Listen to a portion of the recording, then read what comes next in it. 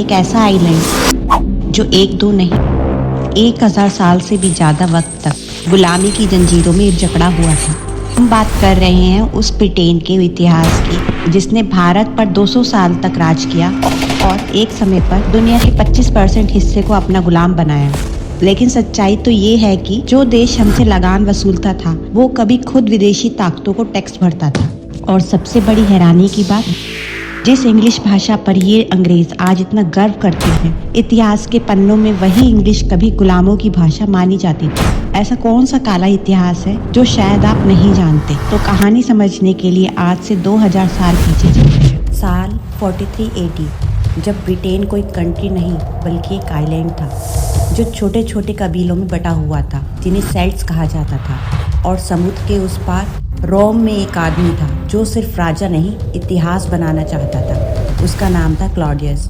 रोम में अपना दबदबा बनाने के लिए उसने फैसला किया कि ब्रिटेन अब रोम का होगा, क्योंकि उसे ब्रिटेन का सोना, चांदी और अनाज की ज़रूरत थी, जिससे वो अपनी बड़ी आर्मी का पेट भर सके।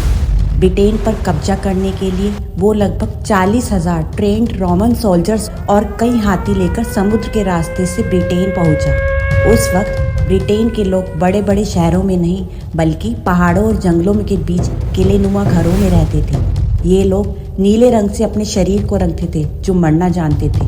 वो लड़ने वाले निडर योद्धा थे। ब्रिटेन के लोगों ने पहली बार हाथी देखे थे जो उनके लिए किसी डर से कम नहीं था। ब्रिटेन के कबीले सिर्फ तलवार और जोश से लड़ रहे थे, जबकि रोमन्स के पास दुनिया की सबसे ऑर्गेनाइज्ड आर्मी, ढाल और बड़े बड़े यंत्र थे। हालांकि कबीलों ने इसका विरोध किया, लेकिन उनकी सबसे बड़ी कमजोरी थी उनकी आपसी दुश्मनी। इससे रोमन्स का रास्ता आसान हो गया। कबीले आपस में ही लड़ते रहते थे। जब रोमन्स आए तो कुछ कबीले डर कर रोमन्स के साथ मिल गए ताकि वो अपने दुश्मन कबीलों को हरा सके। तो कुछ ने अपनी आखिरी सांस तक जंग लड़ी। सबसे बड़ा विरोध कैराटैकस ने किया, लेकिन असली तूफान आया 60 AD में, जब आइसनी कबीले की रानी बॉडिका ने रोम के खिलाफ बदला लिया। इसके पति प्रासुटैगस ने रोम के साथ समझौता किया था, अपनी संपत्ति, बेटियों और एम्परर नीरो को बांटने का वादा। लेकिन प्रासुटैगस की मौत के बाद रोमन्स ने वादा तोड़ दिया। उन्होंने आइसनी की जमीन छीन ली, लोगों को गुलाम बनाया और सबसे गंदा, बॉडिका को सड़क पर लाकर मारपीट की और उसकी 2 छोटी बेटियों के साथ बलात्कार भी किया। बॉडिका के लहू में गुस्सा उबल पड़ा। उसने अपने कबीलों को इकट्ठा किया। आइसनी और ट्राइनोवेट्स जैसे दूसरे कबीले भी जुड़ गए। लगभग 1,20,000 नीडर योद्धा उसके पीछे थे, आदमी और औरत, सब तलवार लेके। सबसे पहला हमला हुआ कैमुलॉडनम, जिसे आज का कोलचेस्टर कहा जाता है।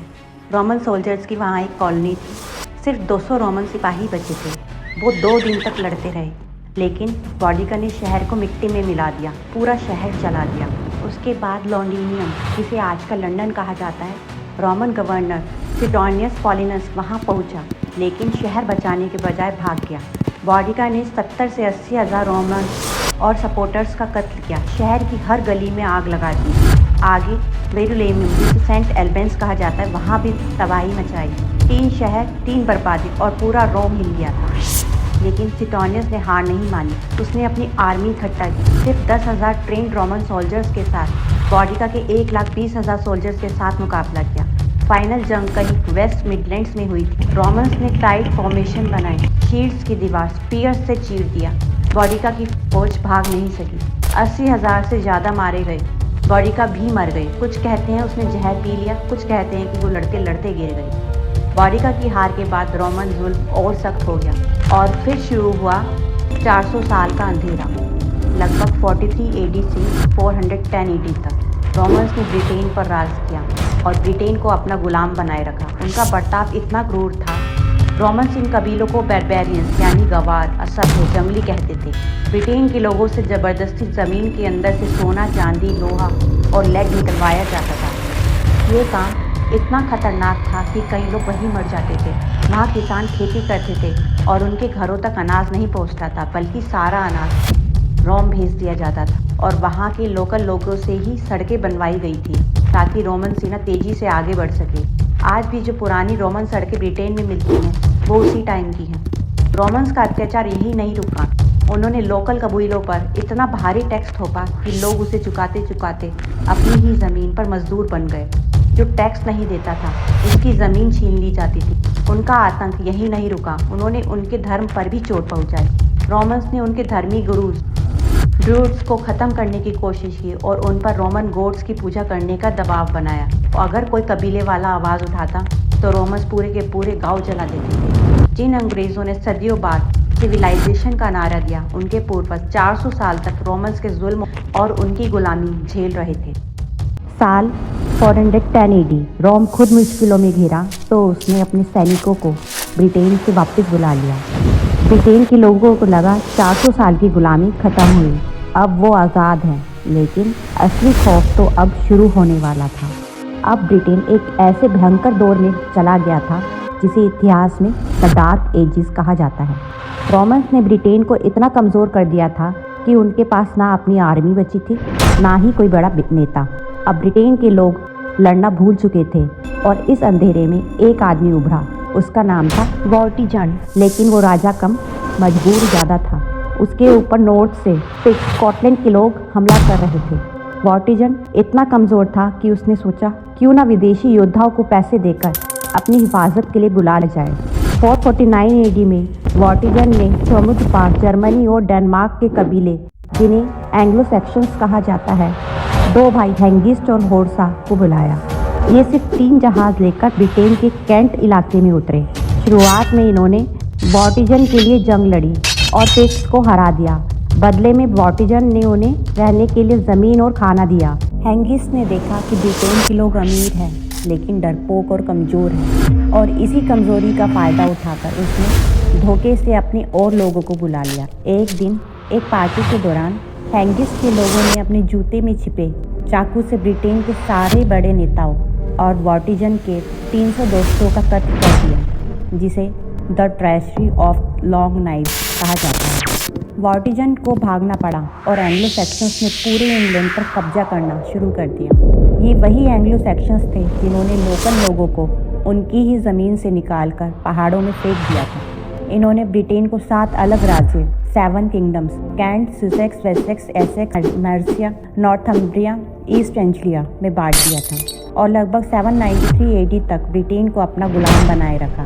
इतिहास ने फिर खुद को दोहराया, पहले रोम फिर एंग्लो सैक्सन्स। आज जो हम इंग्लैंड नाम सुनते हैं वो दरअसल इन्हीं लोगों के नाम पे पड़ा है, land of angels, angel land. Britain का इतिहास धोखे की बुनियाद पर टिका है। वॉर्टिजन ने जिन एंग्लो सैक्सन्स को दुश्मन से बचाने के लिए बुलाया था, उन्हीं ने पूरे ब्रिटेन को गुलाम बना लिया। ये बिल्कुल वैसा ही था जैसे ईस्ट इंडिया कंपनी भारत में व्यापार करने आई और देश पर कब्जा कर लिया। 793 AD, the age of terror. Britain के लोग अभी एंग्लो सैक्सन्स की आपसी लड़ाइयों में उलझे ही थे कि समुद्र से एक ऐसी धार सुनाई दी जिसने पूरे आइलैंड की रूह कपा दी। स्कैंडिनेविया से आए वाइकिंग्स सिर्फ लुटेरे नहीं थे, वो मौत का दूसरा नाम थे। उन्होंने पहले हमला किया लिंडिस्टैन मोनेस्ट्री पर। उन्होंने वहाँ के धर्मी गुरु मॉन्क्स का कत्ल किया और मंदिरों का सारा सोना लूट लिया। उन्होंने सिर्फ सोना नहीं चाहिए था, उन्हें चाहिए थे स्लेव्स। उन्होंने ब्रिटेन के आदमी और औरतों को पकड़ा और उन्हें ट्रेल्स यानी गुलामों की तरह पूरे यूरोप के बाज़ारों में बेच दिया। लेकिन ये तो सिर्फ शुरुआत थी। वाइकिंग्स ने ब्रिटेन के एक बड़े हिस्से पर कब्जा करके अपना राज बनाया, जिसे डैनलो कहा गया। ब्रिटेन की हालत ये थी कि वहाँ के राजाओं ने लड़ने की हिम्मत ही खो दी थी। वो इन लुटेरों को हर साल हज़ारों किलो सोना और चांदी रिश्वत में देते थे ताकि वो हमला ना करें। इसे इतिहास में डेनगेल कहा गया, यानी डर का टैक्स। अब आप सोचेंगे कि क्या इन भयानक लुटेरों से ब्रिटेन कभी आज़ाद हुआ? ये आज़ादी किसी आंदोलन से नहीं बल्कि 2 चीज़ों से आई, जंग और कन्वर्शन। पहली बड़ी उम्मीद बनकर सामने आई किंग एल्फ्रेड द ग्रेट। जब पूरा ब्रिटेन वाइकिंग्स के आगे घुटने टेक चुका था, तब एल्फ्रेड ने उन्हें बैटल ऑफ एडिंगटन 878 AD में ऐसी शिकस्त दी कि वाइकिंग्स को समझौता करना पड़ा। ब्रिटेन 2 हिस्सों में बढ़ गया, एक तरफ वाइकिंग्स का डेनलो और दूसरी तरफ एल्फ्रेड का वेसेक्स। लेकिन असली खेल अभी बाकी था।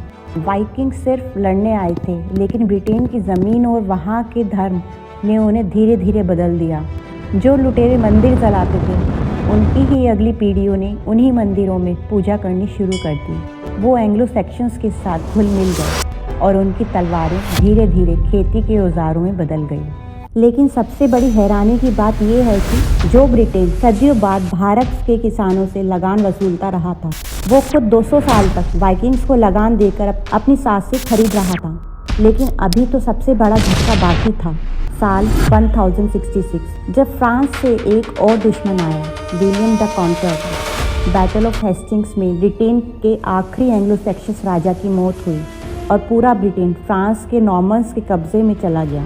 और यहाँ से शुरू हुई वो भाषा की गुलामी जिस पर आज ये अंग्रेज इतराते हैं। अगले 300 सालों तक फ्रेंच ही ऑफिशियल भाषा थी। 1066 से लेकर लगभग 1362 AD तक इंग्लैंड के कोर्ट और सरकारी काम में इंग्लिश का इस्तेमाल नहीं होता था। ब्रिटेन में इंग्लिश बोलना गंवारपना माना जाता था। राजा फ्रेंच बोलते थे, कानून फ्रेंच में था और इंग्लिश वो सिर्फ खेत में काम करने वाले गुलामों की भाषा बनकर रह गई थी। नॉर्मन्स फ्रांस से आए थे, लेकिन ब्रिटेन पर राज करते करते उनकी पीढ़ियां वहीं बड़ी हुई। 100-200 साल बाद उनका फ्रांस से रिश्ता कमज़ोर पड़ गया। वो खुद को फ्रेंच की जगह इंग्लिश कहने में ज़्यादा गर्व महसूस करने लगे ताकि वो लोकल जनता पर बेहतर राज कर सकें। आज जो अंग्रेज़ हमें ऑक्सफोर्ड डिक्शनरी से इंग्लिश सिखाते हैं, उनके पूर्वजों ने सदियों तक फ्रेंच मालिकों की जूतियाँ साफ की हैं। आज भी इंग्लिश के 30% से ज़्यादा शब्द फ्रेंच हैं। खेत में काम करने वाला गुलाम उसे काओ कहता था, जो इंग्लिश में है। लेकिन जब वही गाय पकाकर राजा की थाली में सजती थी तो उसे बीफ, जो फ्रेंच का वर्ड है, कहा जाता था। इस देश को अपनी भाषा पर गर्व नहीं था। वो दुनिया को भाषा सिखाने निकल गया और ग्लोबल लैंग्वेज बन गई। साल 1337 से 1453 के बीच ब्रिटेन और फ्रांस के बीच एक लंबी जंग चली। इस जंग में सब कुछ बदल गया। अब ब्रिटेन के राजाओं को फ्रेंच भाषा से नफरत होने लगी क्योंकि वो दुश्मन की भाषा थी। इसी दुश्मनी की वजह से उन्होंने इंग्लिश को फिर से अपनाया ताकि वो फ्रेंच से अलग दिख सकें। 1348 AD में यूरोप में प्लेग फैला, जिसे ब्लैक डेथ कहा गया, जिसने ब्रिटेन की आधी आबादी ख़त्म कर दी। मजदूर कम हो गए और उनकी वैल्यू बढ़ गई। उन्होंने मांग की कि कानून उनकी भाषा में हो। 1362 में प्लीडिंग इन इंग्लिश एक्ट आया, जिसके बाद पहली बार कोर्ट में इंग्लिश बोलने की इजाज़त मिली। तो ये है वो ब्रिटेन जिसे इतिहास की किताबों में छुपा दिया। इतनी गुलामी के बाद ब्रिटेन आज़ाद कैसे हुआ?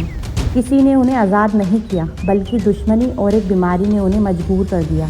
जब फ्रांस से उनकी दुश्मनी बढ़ी तो उन्हें अपने ही देश में दुश्मन की भाषा बोलने में शर्म आने लगी और रही सही कसर ब्लैक डेथ ने पूरी कर दी। मजदूरों की ताकत बढ़ी और उन्होंने अपनी भाषा वापस मांगी। 43 AD से लेकर 1362 AD तक लगभग 1300 साल तक ये देश कभी रोमन्स, कभी एंग्लो सेक्शंस, कभी वाइकिंग्स तो कभी नॉर्मन्स का गुलाम रहा। जब भारत में नालंदा और तक्षशिला जैसी विश्वविद्यालय दुनिया को ज्ञान बांट रहे थे, तब ब्रिटेन ये तय नहीं कर पा रहा था कि इसका असली मालिक कौन है। हमने सिर्फ 200 साल की गुलामी दे दी, लेकिन उनका वजूद ही 1300 साल की गुलामी की मिट्टी से बना है।